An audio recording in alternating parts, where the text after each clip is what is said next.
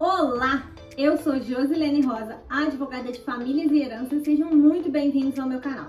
Nesse canal, vocês sabem, nós só falamos de processo de inventário e partilha de bens em vida. Então, se você está passando por um processo desse ou conhece alguém que está passando por um processo desse, já convida aqui para o canal para não ficar por fora de nada que acontece por aqui.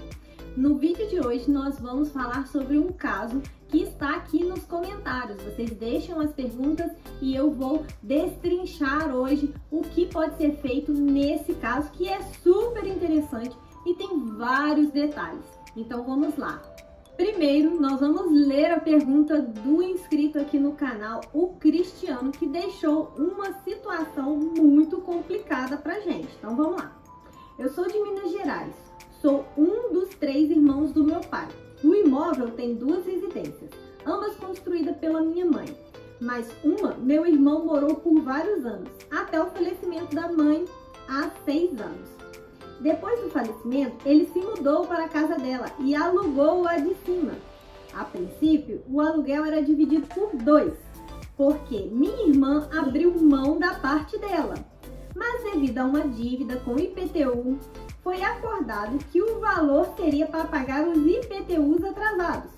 Dívida essa quitada em julho do ano passado.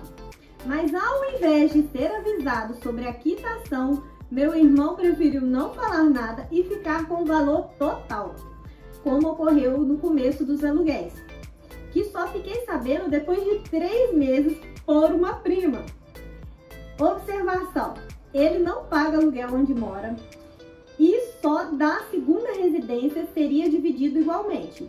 Pelo menos foi o acordado e não está sendo cumprido. Nem o valor do aluguel foi informado e nem sei se tem contrato. Observação 2. Meu pai faleceu há mais de 30 anos e não foi feito inventário. O mesmo ocorre com minha mãe, pois só eu tinha o interesse em fazer o inventário e dividir os bens, mas só eu não tenho condições. Poderia vender o imóvel descontando o valor do inventário? O imóvel hoje deve valer entre 350 mil e 450 mil, porque são 2 casas, uma em cima da outra. Essa é a nossa dúvida de hoje. Vamos lá, vamos entender um pouco mais sobre essa situação do Cristiano.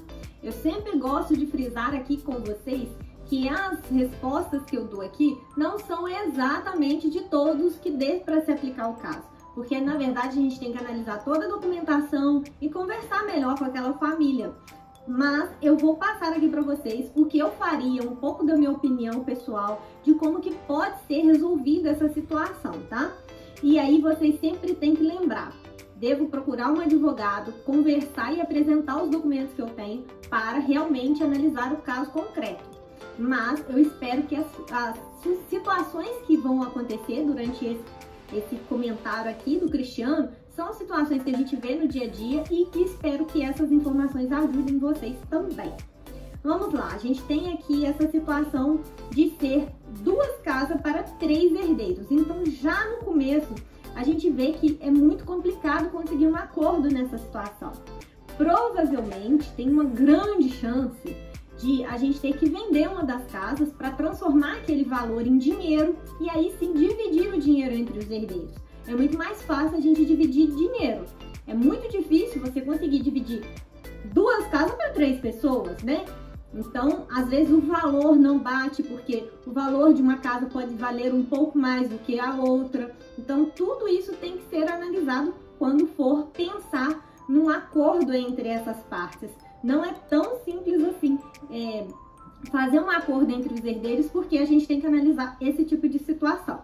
Os herdeiros, de outro lado, geralmente não querem se desfazer dos bens, mas nessa situação aqui é um grande indício, quando a gente tem 2 casas para 3 pessoas, de que vai ter a necessidade de vender um desses imóveis. Depois ele vem falando aqui, né, que o irmão morava na casa até o falecimento da mãe de uma das casas, e depois do falecimento, esse irmão, o espertinho, sempre tem um espertinho, ele se mudou para a casa dela e alugou a casa de baixo.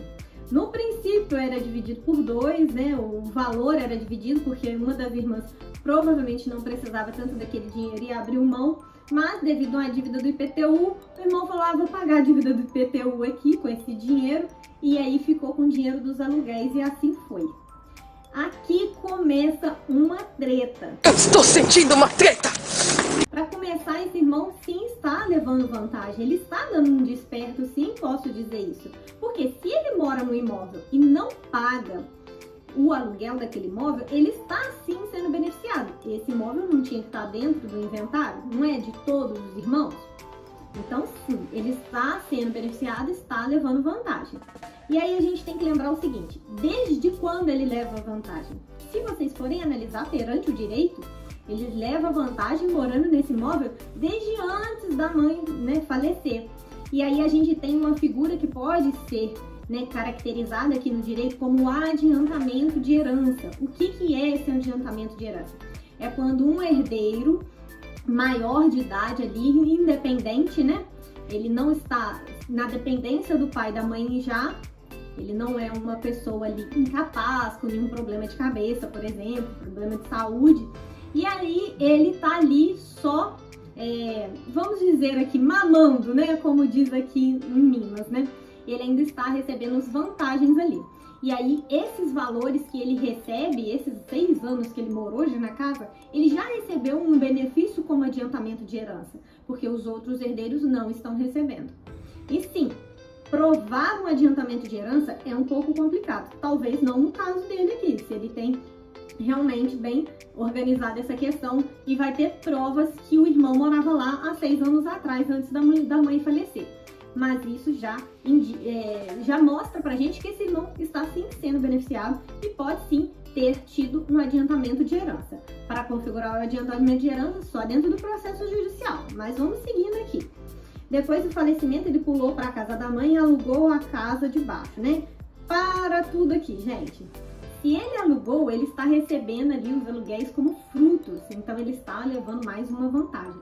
Tá certo que no começo aqui ele falou que era para pagar o IPTU, mas pelo visto essa situação aqui se inverteu e depois ele não cumpriu o combinado, que era repassar o dinheiro dos aluguéis e tá com o dinheiro aqui. Ele só ficou sabendo disso por causa da prima depois de 3 meses. Então fica atento aí. Se você ouve que o herdeiro fala que aquilo ali é para pagar dívidas do imóvel, é legítimo. Existem dívidas que a gente não consegue fugir. O IPTU é uma delas.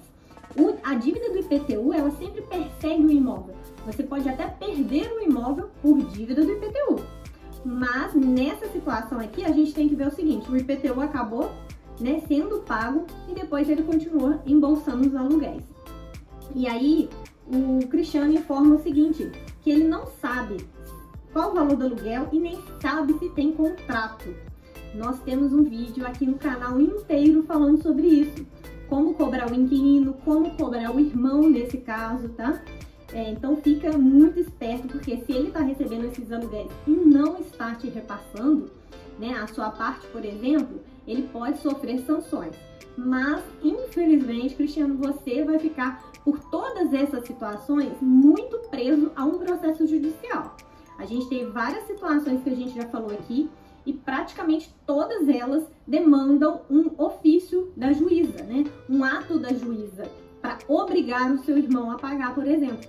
Então, dificilmente você vai conseguir resolver essa situação sem entrar com ação judicial, né? Amigavelmente. A não ser que você converse com seu irmão e ele realmente admita que você está certo e te dê os seus direitos.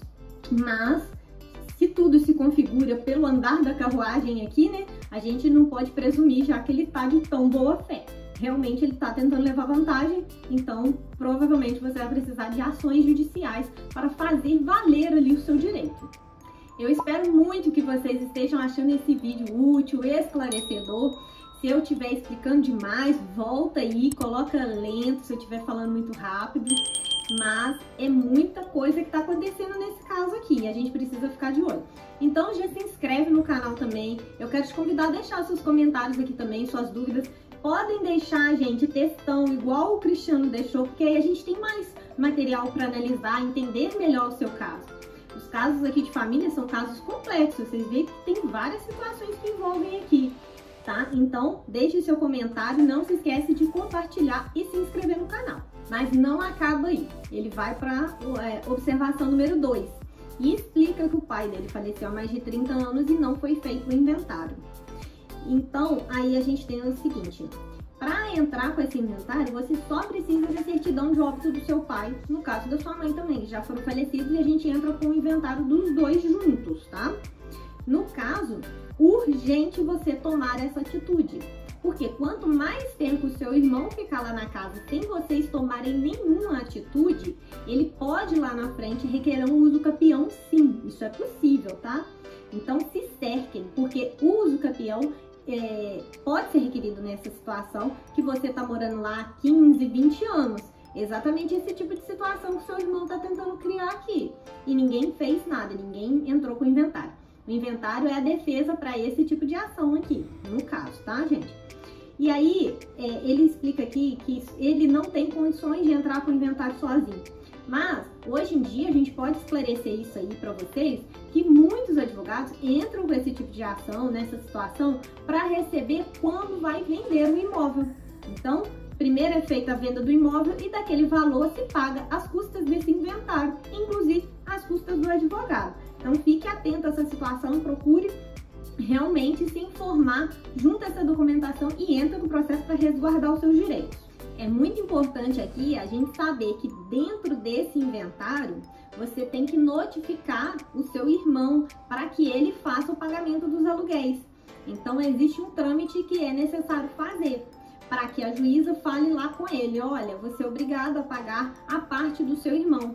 Nesse caso também é importante saber, ele não vai pagar o aluguel inteiro, ele vai pagar o aluguel proporcional. Se a sua irmã quiser entrar, ela pode entrar com o processo com você, vai pagar a sua parte e a parte dele ele não vai pagar, né? Porque óbvio ele não vai pagar a parte dele mesmo, né, gente? Então esse aluguel vai ser proporcional. Sim, e provavelmente para você, né? Porque o da sua irmã também, às vezes, a gente não pode convencer a pessoa que não quer. Mas você tem o direito, você é herdeiro. Se seu nome está na certidão de nascimento, você pode entrar com essa ação e resolver esse problema. Não precisa ficar esperando os outros.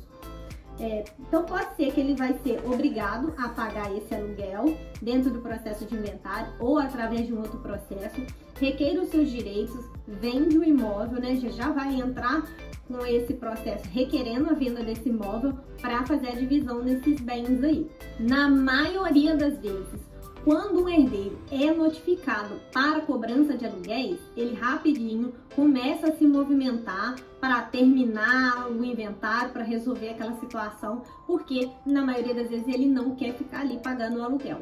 Ele só fica ali enquanto vocês vão deixando, enquanto vocês não tomam as atitudes de realmente rever os seus direitos. É seu direito, você é tão filho quanto ele. Ele tem os mesmos direitos que você.